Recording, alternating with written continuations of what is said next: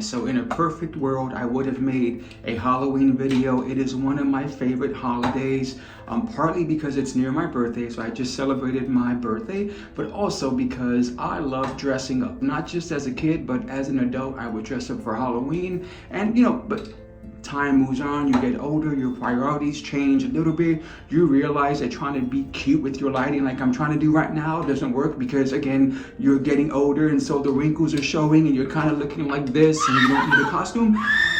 But I digress. Here's the question. Have I ever been part of a love triangle?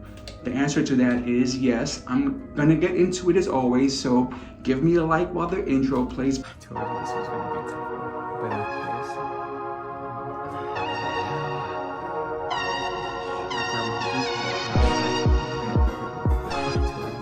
Hey guys, so this video is going to be a continuation from one of my earliest videos, which was first time with the gay man non-sexual. I think that's the name. I'll post a link in the description as usual. But okay, for a quick moment of transparency, I still do not enjoy watching myself on video. I hate hearing my voice. I tolerate it to edit, but outside of that, you won't catch me watching my stuff.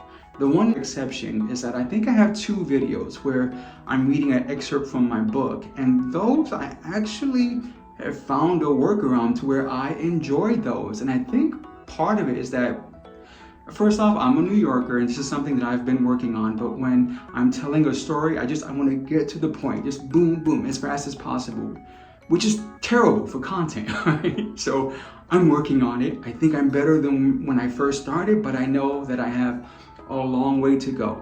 Now with those book videos, what's different is that when I wrote the book, it was all about me digging deep and taking my time and being as expressive as possible and almost adding a flair instead of just rambling like I'm doing now.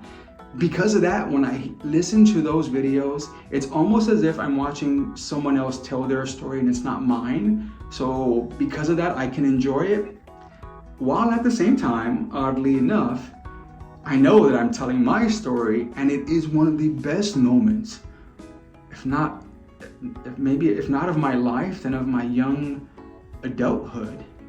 So if you haven't seen that video, I hope that you would, even maybe before this one, because again, it's one of my favorites. But to catch you up, I think I named the dude Warren in that video, and so we'll just rock with that one. So I'm 17, I meet this guy Warren, he's early to mid 20s. He takes a liking to me and he puts the move on me. Now, at one point we're at his apartment and he says something to me that I never thought I would hear from anyone, which was, you're so beautiful. I still get emotional just thinking about that moment because it was life-changing for me. One of the best moments for sure. And I never thought that I would ever hear those words said to me. So it means a lot. That was definitely, the video was a non-sexual video, and I don't think there's any reason for this one to become sexual. So this might remain that way. Maybe a little spice, probably not. But there was the continuation from that is that we started to date, me and Warren, and things did take on sexual elements. So definitely first base, second base, third base. I don't know anything about sports. Take my man card, but we didn't go all the way. There was no home run. But we did enough. We definitely did enough, and I was smitten, like borderline obsessed with this dude. And what was super hard for me to accept was that looking back now, it's like I think he was smitten with me too, but I couldn't understand why. It was so hard for me to step into manhood. It took years for me to do that. So even when I was an adult, I still felt like a kid. And with him being the first man, I remember thinking like, what could he possibly see in me? Yeah, because of that, because of the confusion, I think it made me fall even more, just trying to figure that out. And we saw each other all the time. We were with each other all the time. Now, at one point he says, hey, I have to pick up my mom and sis do you want to ride with us? And that way you can meet them. And I'm thinking, whoa, he wants to introduce me to the fam? Like already? This is freaking awesome. Absolutely. So I'm like, I'm totally on board with that and super nervous, as you can imagine. So picks me up, we go over to where the mom and sis are, and I do the respectful thing. You know, I'm in the passenger seat, they come out, we introduce ourselves. Mom sits in the passenger seat, I'm sitting in the back behind her, and the sister is sitting next to me. So the four of us, we take off going to wherever we were going. Now, they're asking me questions and kind of giving me the family grill situation, you know, and which of course I expected that, and I'm nervous, but still I think I'm doing well. Actually, I know that I am, because he's driving but looking at me through the rear view, and every so often he would, you know, he was smiling at me. I could see in his eyes where he was smiling, or he would wink at me, or just, you know, just give me reassurance that I was doing well as I'm answering their questions. And I'm really trying to make a good impression and trying to connect with them. So the sister at one point tells me what school she's going to. Now, it's super important to point this out. I'm in the closet. You know, nobody knows about me. I'm still trying to figure myself out. So when the sister tells me what school she goes to, closeted Mikey should have been like, oh, never heard of it. Instead, what do I say? Oh my gosh, my sister goes to that school. So she's like, really, what's her name? This is her name. Oh my God, she's like one of my best friends. I automatically, immediately freak the F out, thinking to myself, Mikey, what the hell did you just do? Panic, alarm sirens, everything's going off. I'm freaking out. And again, he's looking at me, reassuring me with his eyes, but at some point, he goes to reach back and put his hand on my thigh, and I swat him. Because I'm thinking, like, if I have to try to figure out a way out of this, just in case this gets back to my family, I have to think of a story, of an excuse, of some type of explanation, and you putting your hand on my thigh, that is not gonna fly, you know? So he's looking at me, and I'm like, and he's just kind of like, what? You know, so drop them off, and I kind of, I didn't want to get into it, so I kind of just like, oh, just nervous, whatever it was. But again, internally, even though I played it off, I was freaking the F off and still wanted to pursue something with him, but I didn't know how to proceed. I was stuck. And so, again, we had been seeing each other all the time, but from that point on, it was kind of like, oh, I would make excuses. And it was like, let's just talk on the phone today. And that's kind of like what we were doing. We were just talking on the phone, but not meeting up like we did usually. I'm thinking, I don't know how to move from this. Waiting for things to, like, is something going to happen from this, you know? So that's one side, one part of this triangle. Here's the other side. All right, so I have this friend. We had been friends for a couple of years at this point, and he ends up, after I meet Warren, later on, he tells me that he has feelings for me, and I had to tell him, why I can't see you in that way. Plus, I'm kind of, seeing someone. So he's like, he didn't take it extremely well. Like, he didn't understand, like, wait a minute, like, we've been hanging out for you. Because up to this point, until I met Warren, me and this dude hung out all the time. So he's like, wait, I don't understand, like, what? And he said to me, I don't know how I can move forward with the friendship with you. Because I've fallen for you and I don't know how to proceed. So it was this weird situation where I have two relationships where they're stuck. And I don't know how to proceed with either one of them, actually. So the friend, we will call him, Josh. So I'm stuck with Warren, I'm stuck with Josh, I don't know what to do. So now Josh actually was going to be going off to college. And so a bunch of and he was part of my friend group. So a bunch of us, we decide we're gonna throw him a going away dinner party. And we do it, decide on this pizza place, which was his favorite, but it was in part of the city where most of my friends were not familiar with. So the plan was, because hey, we will all meet at the subway station and walk over together so that we can all get there. Cool, that was the plan. Now, so that the night before, Warren calls me and he's like, hey, what's going on? Like, and I'm like, what do you mean? He's like, well, I just feel like something's up and I don't know what, I want you to be honest with me and tell me what the deal is. And I'm just kind of like, so I kind of, I confess, I'm like, hey, this is a situation, like your sister knows my sister. I don't know what to do with that. Like I'm still in the closet and you know this.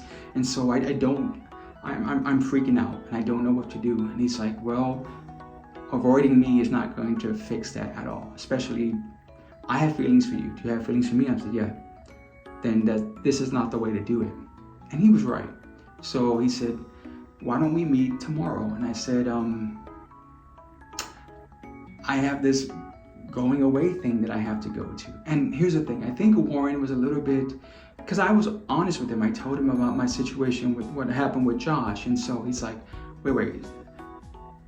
There was a little bit of jealousy, we'll say that. So he's like, no. He's like, well, no, you'll be there in time, but just to hang out with me before you go to dinner with them. And I'm like, okay. Again, he was so freaking cute. I was like, okay. So he picks me up and I spend the entire day with him. And it was one of those situations where I kind of lost track of time. And so it's like, oh, we need to leave now so that I can get to this pizza place on time. And me being totally infatuated, I totally forgot initially that I was supposed to meet my friends at the train station or the subway station. So I get there in time, but then thinking like, oh man, I forgot I'm supposed to meet everyone at the subway station. And Warren's like, well, it's kind of too late to do that now, and I'm like, I know, because Josh was going to show up any second and someone needed to be there to kind of meet him. And so I'm like, oh man, I didn't know what to do. So I just he's like, Warren goes, well, they'll find their way. They're New Yorkers. Eventually they'll find their way. And I'm like, yeah. So I'm out there. Josh shows up, and so like, hey, how you doing? We were having this thing, and then they showed up, but it was like maybe 15 minutes later.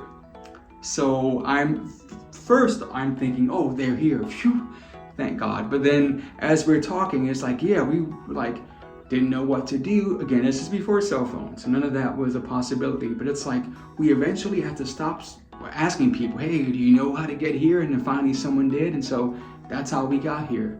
When they told me that,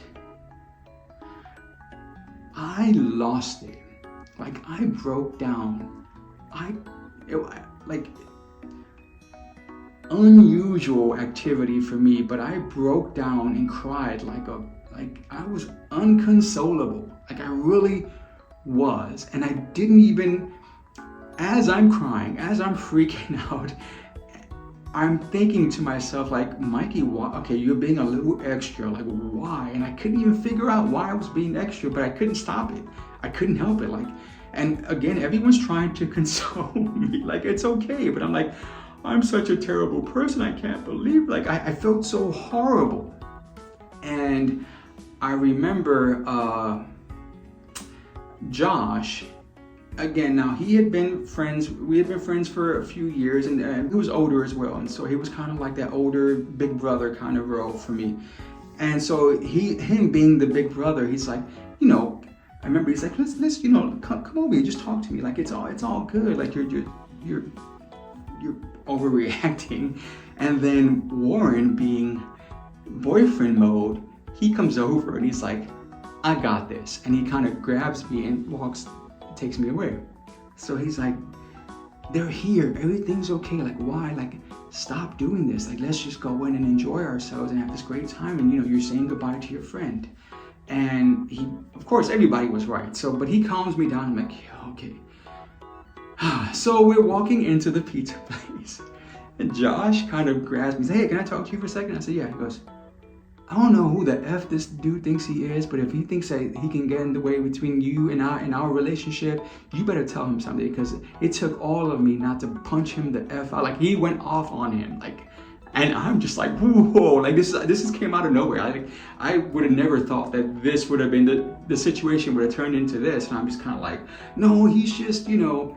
And he's like, is that the dude? That's the dude you're dating? Like, you really like him over me? Like, are you effing crazy? Like he really went off. And yeah, so that was like, that was a moment where afterwards I remember I wanted just to be alone. And so like I said goodbye to everyone.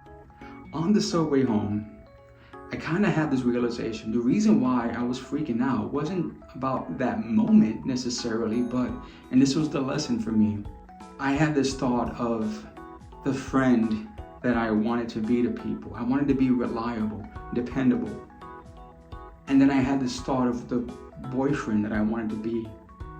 And it wasn't that infatuated, obsessed dude. I never wanted to be him.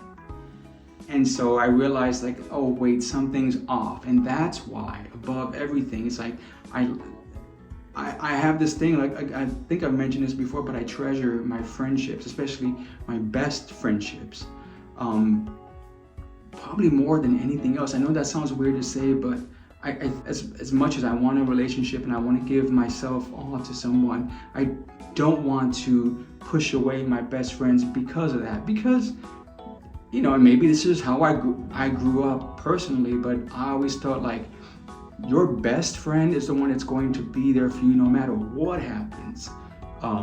Your partner, your spouse, your husband, whoever it is, I mean, come on. Love them deep, give them everything you got, but if things don't work out, it's your best friend who's going to be there to help you pick up the pieces. And that's a special friendship. Again, that's a special relationship, not deeper than a romantic one, but that group of friends, I had a close relationship with each one of them. I still do to this day, by the way. I think I've juggled this balance in my life where you can have someone multiple people that you love for different reasons, and have them separate from each other to where one's not taking away from the other.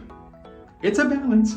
And I'm not 100%, I won't say, but no, actually I think I've gotten there to where everyone knows the situation, and I have solid relationships for decades.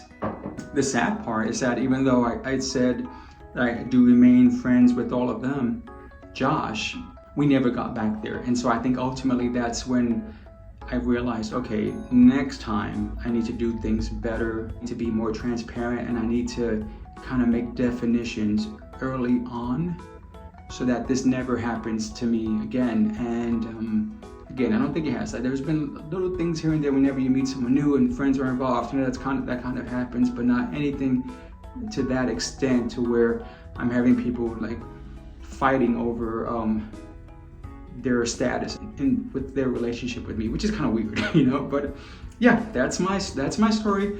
Like would be great, subscribe would be even better, but most importantly, comment and let me know. Again, mine is like not spicy at all, you know, just a little pepper, a little salt and pepper. But if you do have one, spicy or not, I'd love to hear it. Bye.